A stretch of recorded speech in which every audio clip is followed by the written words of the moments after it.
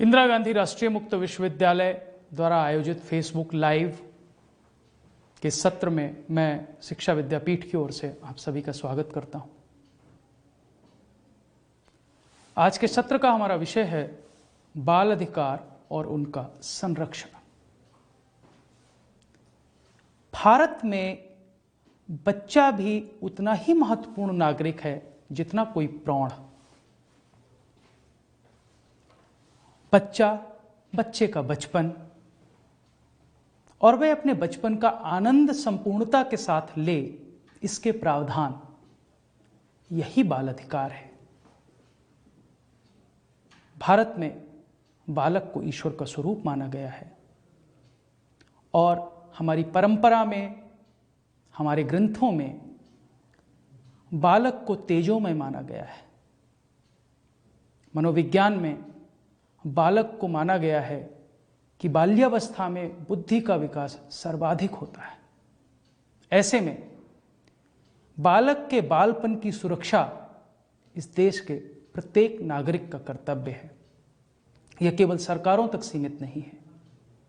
इसलिए जब हम बाल अधिकार की बात करते हैं तो वास्तव में हम बाल अधिकार संरक्षण की बात कर रहे होते हैं।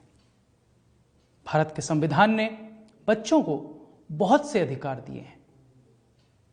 अनुच्छेद 21A अर्थात 21 का, जिसमें 6 से 14 वर्ष तक की आयु के सभी बच्चों को अनिवार्य और निःशुल्क प्रारंभिक शिक्षा देने का प्रावधान है।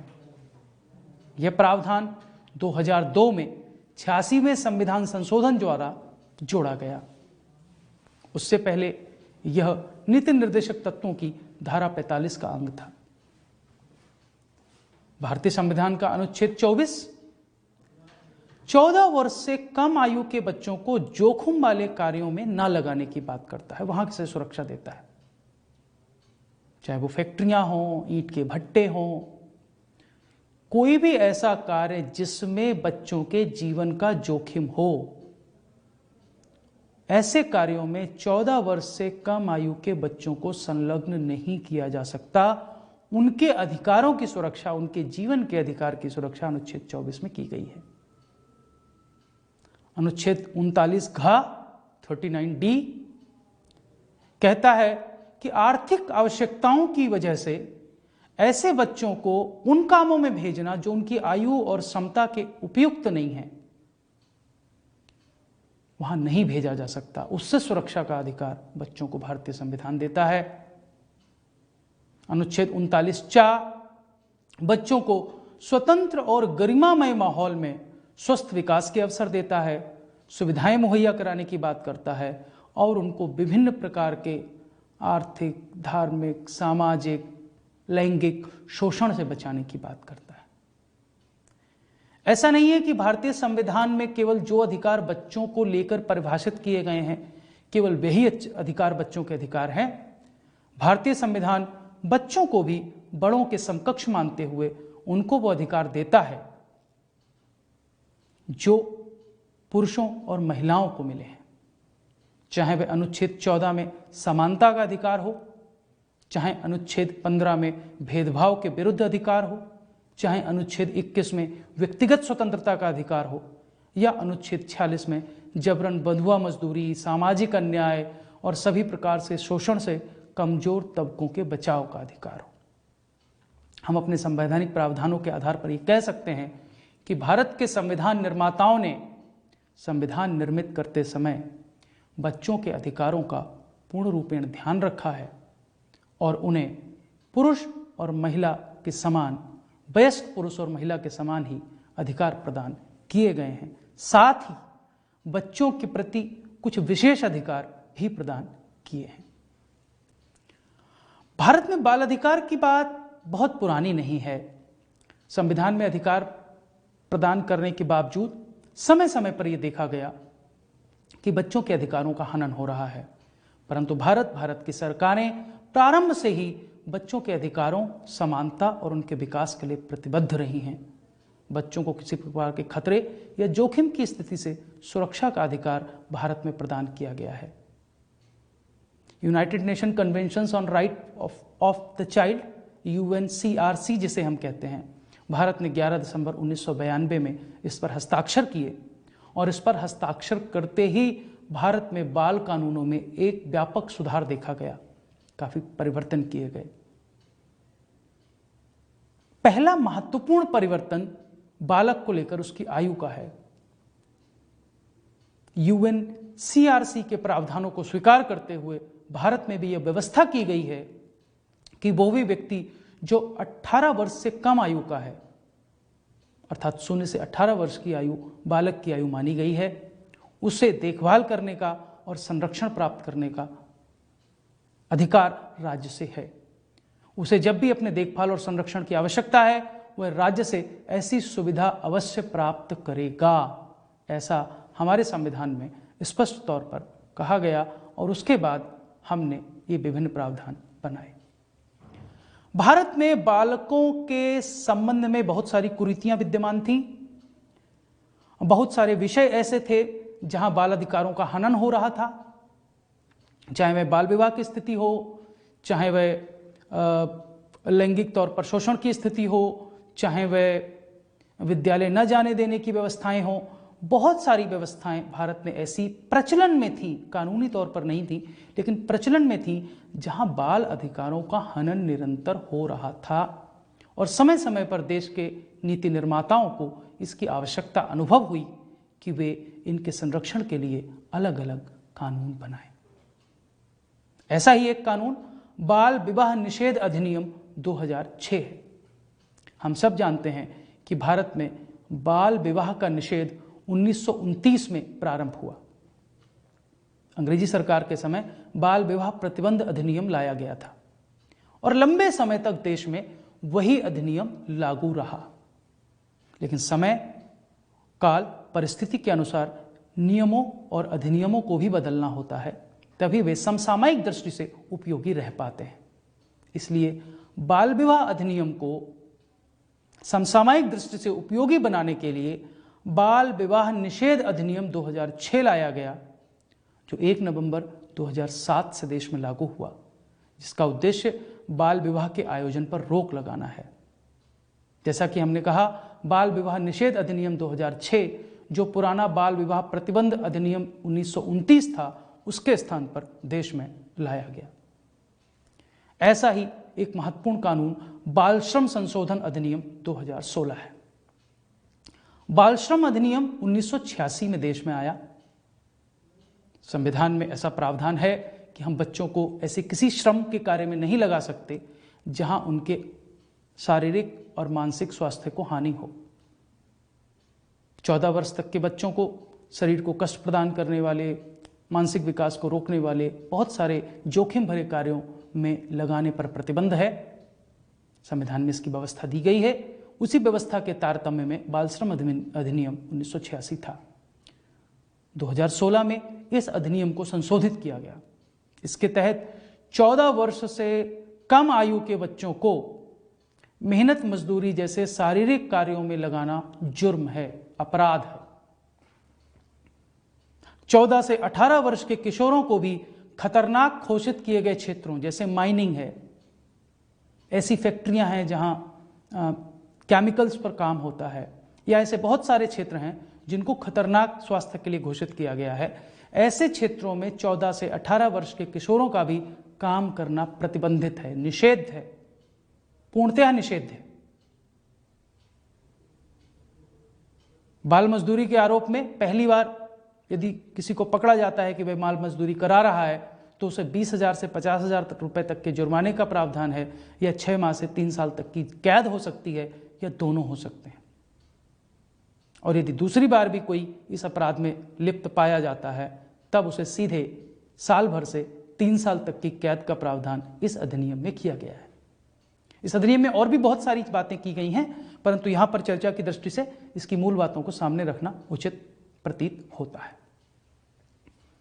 जैसा हमने कहा कि बाल अधिकारों का संरक्षण बिना शिक्षा के अधिकार के संरक्षण के नहीं हो सकता।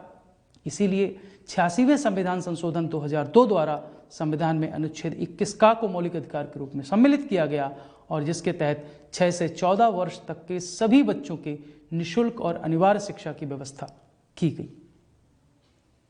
भारत ने एक कठिन काल देखा। 2011-12 का समय याद करिए। बालिकाओं पर जो बीभत्स अत्याचार कुछ लोगों द्वारा किए गए, उसके बाद पूरे देश में आंदोलन खड़ा हुआ। यौन अपराधों से बच्चों का संरक्षण किया जाए, इसके लिए पूरे देश में एक आवाज उठी। सरकारों ने उस आवाज को सुना, उस पर चर्चाएं हुई और बहुत सारी लंबी चर्चाओं के बाद एक अधिनियम 2012 में प्रकाश में आया, जिसको हम पॉक्सो अधिनियम कहते हैं। पॉक्सो अधिनियम यौन अपराधों से बच्चों के संरक्षण के लिए बनाया गया अधिनियम है। इसमें यौन शोषण, यौन दुर्व्यवहार, पोर्नोग्राफी जैसे बहुत सारे अपराध हैं जिनसे बच्चों को सुरक्षा प्रदान करने का काम यह अधिनियम करता है। इस अधिनियम में भी बहुत सारे प्रावधान हैं। जैसे इस अधिनियम के तहत जब विभिन्न अपराधों की सुनवाई होगी तो उसके लिए एक विशेष न्यायालय होगा, सुनवाई कैमरे के सामने होगी, बच्चों की माता पिता की मौजूदगी रहेगी। इसी अधिनियम में चाइल्ड पोर्नोग्राफी क्या होती है इसकी परिभाषा तय की गई। इससे जुड़ी सामग्री रखने पर 5 से 10,000 रुपए तक का जुर्माना और इसका व्यावसायिक इस्तेमाल करने पर जेल की सख्त सजा का प्रावधान किया गया। पहली बार देश में बच्चों का यौन उत्पीड़न करने वाले दोषियों को उम्र कैद के साथ साथ मौत की सजा का प्रावधान भी किया गया। और आपने देखा कि जिस कारण इस नियम बना, उस कारण के जो कारक थे उन सभी को मौत की सजा विगत दिनों देश में दी गई। बच्चों को यदि कोई यौन उत्पीड़ित करने के लिए, यौन उत्पीड़न के उद्देश्य से उन्हें कोई दवा देता है, कोई रसायन देता है जिससे वे जल्दी युवा हो जाएं, यह भी गैर जमानती अपराध माना गया और इसमें भी 5 साल तक की कैद का प्रावधान पॉक्सो अधिनियम के अंतर्गत किया गया है। पॉक्सो अधिनियम आने के बाद देश में बच्चों के यौन शोषण को लेकर अधिक जागरूकता आई है। समाज इसके महत्व को समझता है और इस अधिनियम को लागू कराने के लिए बहुत सारी संस्थाएं निरंतर कार्य करती हैं। उद्देश्य सबका सिर्फ एक है कि बच्चों का यौन शोषण ना हो, उनके बाल अधिकारों का संरक्षण हो। जब हम भारत में बाल अधिकार संरक्षण कानूनों की बात कर ही रहे हैं तो एक और महत्वपूर्ण अधिनियम है जिसे हम किशोर न्याय अधिनियम कहते हैं, जुवेनाइल जस्टिस एक्ट। यह अधिनियम 2015 में आया संशोधित होकर। इस जुवेनाइल अपराध वह अपराध माने जाते हैं जहां किशोरावस्था के बच्चे कोई अपराध कर देते हैं। उन बच्चों को प्रौढ़ अपराधियों की भांति उनके साथ व्यवहार नहीं किया जाता। ऐसे बच्चों की देखभाल कैसे हो, ऐसे बच्चों का संरक्षण कैसे हो, ऐसे बच्चों का सुधार कैसे हो, इस सबको ध्यान में रखते हुए किशोर न्याय अधिनियम 2015 आया और इसको लागू करने के लिए भारत में एक संस्था बनी जिसे हम जुवेनाइल जस्टिस बोर्ड कहते हैं। जुवेनाइल जस्टिस बोर्ड को नाबालिगों को नियमित अदालत में ले जाने या उनको सुधार केंद्र में ले जाने का फैसला लेने का अधिकार मिला। इसी अधिनियम के तहत यह भी हुआ कि 16 से 18 वर्ष की उम्र तक के बच्चों को यदि वे कोई अपराध करते हैं, 16 से 18 वर्ष की आयु तक के बच्चे यदि कोई अपराध करते हैं तो उनको हथकड़ी नहीं लगाई जा सकती, उनको जेल या हवालात में नहीं रखा जा सकता प्रौढ़ों के साथ, बल्कि उनको सुधार केंद्र या जुवेनाइल किशोर जेल जिसे कहते हैं वहां ले जाया जा सकता है।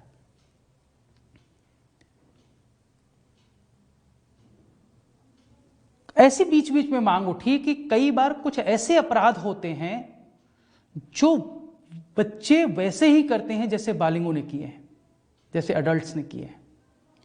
तो ऐसी स्थिति में यदि 16 वर्ष से अधिक उम्र का कोई नाबालिग कोई जघन्य अपराध करता है, किसी की नृशंस हत्या करता है, किसी यौन अपराध में सम्मिलित होता है, तो ऐसे बच्चों, ऐसे नाबालिगों के विरुद्ध, ऐसे जुवेनाइल्स के विरुद्ध बालिग के हिसाब से मुकदमा चलेगा या नहीं, यह निर्णय लेने का अधिकार भी जुवेनाइल जस्टिस बोर्ड को इस कानून के अंतर्गत दिया गया है। यह एक महत्वपूर्ण कानून है। इन सारे कानूनों का अनुपालन ठीक से हो, देश में बाल अधिकारों का संरक्षण उचित प्रकार हो, इसके लिए 2007 में एक संस्था प्रकाश में आई, जिसको हम राष्ट्रीय बाल अधिकार संरक्षण आयोग, national commission for protection of child rights कहते हैं, NCPCR। यद्यपि व्यवस्था यह है कि जैसे राष्ट्रीय स्तर पर NCPCR काम करेगा, ऐसे ही प्रत्येक राज्य में राज्य के स्तर पर SCPCR होगा, state commission for protection of child rights, अर्थात राज्य बाल अधिकार संरक्षण आयोग होंगे। आप अपने अपने राज्यों में देखें, आपके राज्य के राज्य बाल अधिकार संरक्षण आयोग भी होंगे, जो राष्ट्रीय बाल अधिकार संरक्षण आयोग के आलोक में सिफारिशों के आधार पर अपना काम करते हैं। इसकी स्थापित करने के लिए बाल अधिकार संरक्षण आयोग अधिनियम 2005 में लाया गया और 2007 में संस्था की स्थापना हुई। यदि हम इसका अधिदेश पढ़ें, जिसको मैंडेट कहते हैं, तो इसका अधिदेश यह सुनिश्चित करता है कि समस्त विधियां, नीतियां, कार्यक्रम और प्रशासनिक तंत्र बाल अधिकारों के संदर्श के अनुरूप हो। कैसा संदर्श? जैसा कि भारत के संविधान में और संयुक्त राष्ट्र बाल अधिकार सम्मेलन कन्वेंशन, जिसको हम UNCRC कहते हैं, उसमें प्रतिपादित किया गया है। राष्ट्रीय बाल अधिकार संरक्षण आयोग भी UNCRC की परिभाषा को स्वीकार करते हुए 0 से 18 वर्ष तक की आयु के बच्चों को बालक के रूप में स्वीकार करता है। यदि आप शिक्षा का अधिकार अधिनियम 2009 पढ़ें, जो शिक्षा को मौलिक अधिकार 2002 में बनाने के बाद उसको लागू करने के लिए लाया गया, तो भारत में जो निःशुल्क और अनिवार्य शिक्षा का अधिनियम 2009 है, जिसे हम कई बार RTE एक्ट कहते हैं, उसकी धारा 31 के अंतर्गत भी उपलब्ध अधिकारों के रक्षा उपायों की जांच करने के लिए, उनका पुनर्वलोकन करने के लिए, उसके विभिन्न उपायों के प्रभावी कार्यान्वयन के लिए और कौन से उपाय किए जा सकते हैं। यदि किसी बच्चे ने या किसी बच्चे के माता पिता ने या समाज के किसी नागरिक ने ऐसी शिकायत की है कि बच्चों को जो निःशुल्क और अनिवार्य शिक्षा का अधिकार है उसका उल्लंघन किया जा रहा है, तो उसकी शिकायतों की जांच करने के लिए ये सारे अधिकार राष्ट्रीय बाल अधिकार संरक्षण आयोग को दिए गए हैं। बाल अधिकार संरक्षण आयोग अधिनियम की धारा 15 भी ये कहती है कि बच्चों के शैक्षणिक अधिकारों की सुरक्षा के लिए हमें आवश्यक कदम उठाने होंगे। इस आयोग के कुछ महत्वपूर्ण कार्य हैं, आइए उन पर चर्चा करते हैं। National commission for protection of child rights NCPCR, राष्ट्रीय बाल अधिकार संरक्षण आयोग को यह कार्य सौंपा गया है कि वह बाल अधिकारों के संरक्षण के लिए उस समय प्रचलित कोई भी कानून या दिए गए बचाव की जांच कर सकता है, उसकी समीक्षा कर सकता है, उसके प्रभावी कार्यान्वयन के लिए क्या उपाय हो सकते हैं, इनकी सिफारिश कर सकता है। साथ ही जो रक्षात्मक उपाय बाल अधिकारों के संरक्षण के लिए देश में हैं, वो किस प्रकार काम कर रहे हैं, क्या उनमें किसी सुधार की आवश्यकता है। तो प्रतिवर्ष या निश्चित अंतराल पर NCPCR का यह भी काम है कि वह ऐसे रक्षात्मक उपायों की कार्यशैली, उनकी प्रभावशीलता पर एक रिपोर्ट बनाए और वह रिपोर्ट समय समय पर केंद्र सरकार को दे। यदि कहीं बाल अधिकारों के उल्लंघन की शिकायत आती है, चाहे वह विद्यालय हो, कोई संस्था हो, कोई फैक्ट्री हो या कोई और जगह, तो बाल अधिकारों के उल्लंघन की जांच करना और उन पर कार्रवाई हो सकती है, इसकी सिफारिश करना, यह भी आयोग का एक महत्वपूर्ण कार्य है। बाल अधिकार संरक्षण आयोग उन सभी कारकों की जांच करता है जो आतंकवाद, सांप्रदायिक हिंसा, दंगे, प्राकृतिक आपदाएं, घरेलू हिंसा, HIV एड्स, अनैतिक व्यापार, दुर्व्यवहार, यंत्रणा, शोषण, अश्लील चित्रण, वेश्यावृत्ति, इस सबके कारण जिन बाल अधिकारों का नुकसान हो रहा है, बाल अधिकारों को यदि ये किसी रूप में भी प्रभावित कर रहे हैं, तो इनको निषेध करने का अधिकार आयोग को है। और इसके साथ ही आयोग समय समय पर सुधारात्मक उपाय भी सुझा सकता है। राष्ट्रीय बाल अधिकार संरक्षण आयोग को एक और महत्वपूर्ण काम दिया गया है, वह है विशेष देखभाल और संरक्षण की जरूरत वाले बच्चों से संबंधित मामलों को देखना। बहुत सारे बच्चों को इसमें सम्मिलित किया गया है, जैसे तनाव युक्त बच्चे, उपेक्षित बच्चे, लाभों से वंचित रहने वाले बच्चे, कानून के साथ विवाद रखने वाले बच्चे, किशोर बच्चे, परिवारों के बिना रहने वाले बच्चे, कैदियों के बच्चे, अर्थात ऐसे बच्चे जिनको विशेष तौर पर देखभाल और संरक्षण की आवश्यकता है, उनके मामलों पर विचार करना, उनके लिए उपायों का सुझाना, सिफारिश करना, यह भी राष्ट्रीय बाल अधिकार संरक्षण आयोग का एक महत्वपूर्ण कार्य है। इसके साथ ही बहुत सारे अंतर्राष्ट्रीय समझौते जैसे UNCRC है या अन्य भी बहुत सारी संस्थाएं हैं जो लगातार बाल अधिकारों के संरक्षण पर काम करती हैं। उन अंतर्राष्ट्रीय समझौतों और संस्थाओं और उन्होंने जो साधन अपनाए हैं उनका अध्ययन करना, वो कैसे देश में लागू हो सकते हैं, बच्चों के सर्वोत्तम हित के लिए इनका प्रभावी कार्यान्वयन कैसे हो, इसकी सिफारिश करना, यह भी आयोग का कार्य है। साथ ही आयोग बाल अधिकारों के क्षेत्र में अनुसंधान को बढ़ावा देता है, स्वयं अनुसंधान करता है। कई संस्थाएं जो बाल अधिकारों के क्षेत्र में अनुसंधान कर रही हैं, उनको प्रोत्साहित करने का काम भी आयोग को दिया गया है। आयोग को समाज के विभिन्न वर्गों में बाल अधिकार के बारे में साक्षरता फैलाना, उसकी जानकारी जन जन तक पहुंचाना, इसका काम दिया गया है। और ये कहा गया है कि इसके लिए यह आयोग प्रकाशनों, मीडिया, गोष्ठी और जितने भी उपलब्ध संसाधन हैं उनके माध्यम से इन अधिकारों के संरक्षण का काम करेगा और जो उपाय हैं उनकी जागरूकता समाज के प्रत्येक वर्ग तक पहुंचाएगा।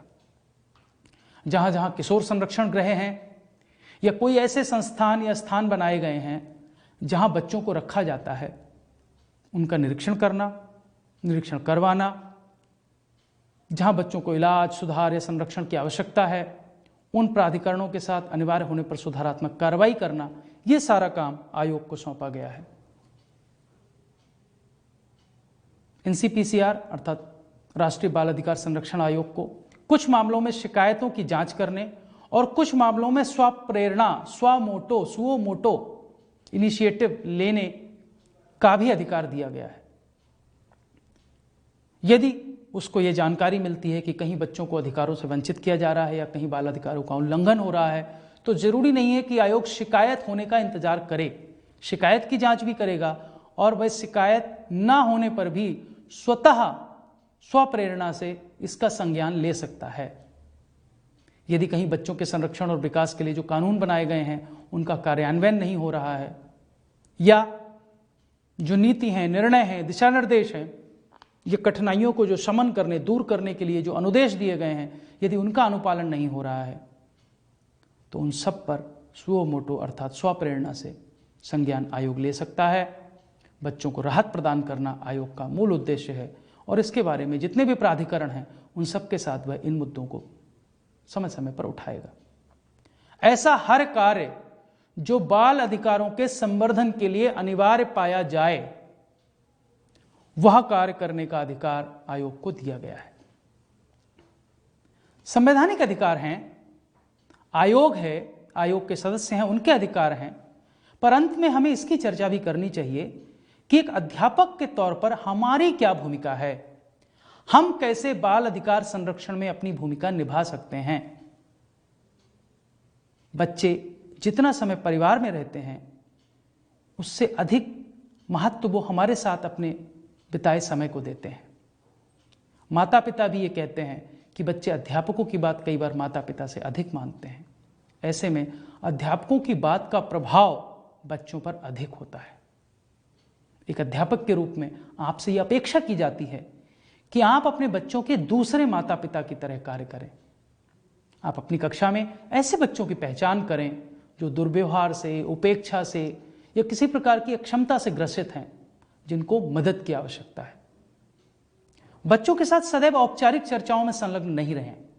आपसे अपेक्षा की जाती है कि आप बच्चों के साथ अनौपचारिक चर्चा भी करें, उनसे बातचीत करें, जिससे बच्चे अपनी भावनाओं को, अपनी बातों को खुलकर आपके समक्ष व्यक्त कर सकें। यदि आप केवल औपचारिक चर्चा में ही बच्चों के साथ सम्मिलित होंगे तो फिर बच्चों के अधिकारों का संरक्षण और बच्चों का विकास दोनों प्रभावित होगा। एक अध्यापक से अपेक्षा की जाती है कि वह अच्छा श्रोता बने। जब तक वह अच्छा श्रोता नहीं बनेगा तब तक वह बच्चों की बात नहीं सुनेगा, और जब तक वह बच्चों की बात नहीं सुनेगा तब तक बच्चों को घर में, विद्यालय में, समुदाय में जो समस्याएं हो रही हैं उन समस्याओं पर चर्चा करने का अवसर नहीं मिलेगा।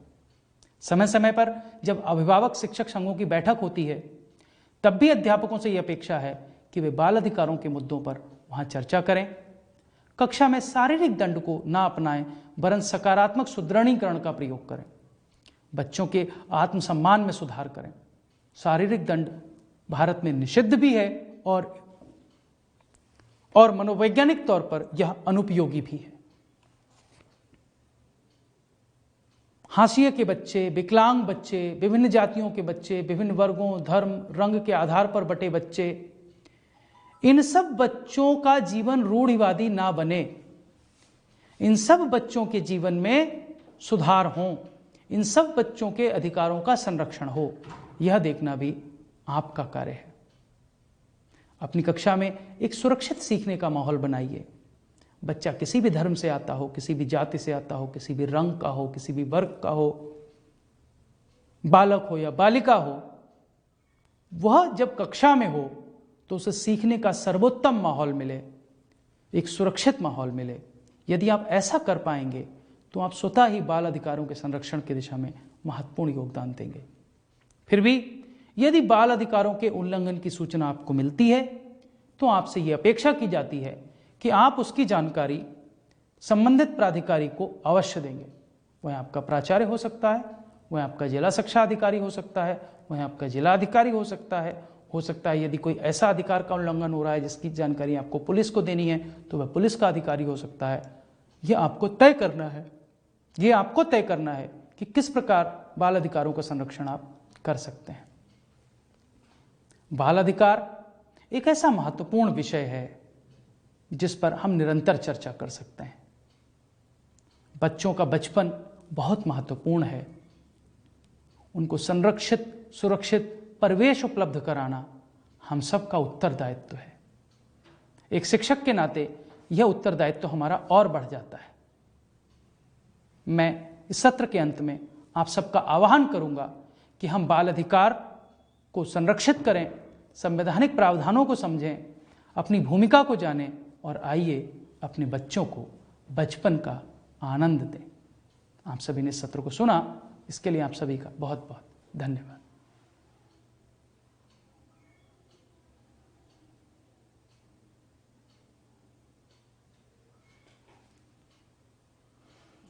हो गया।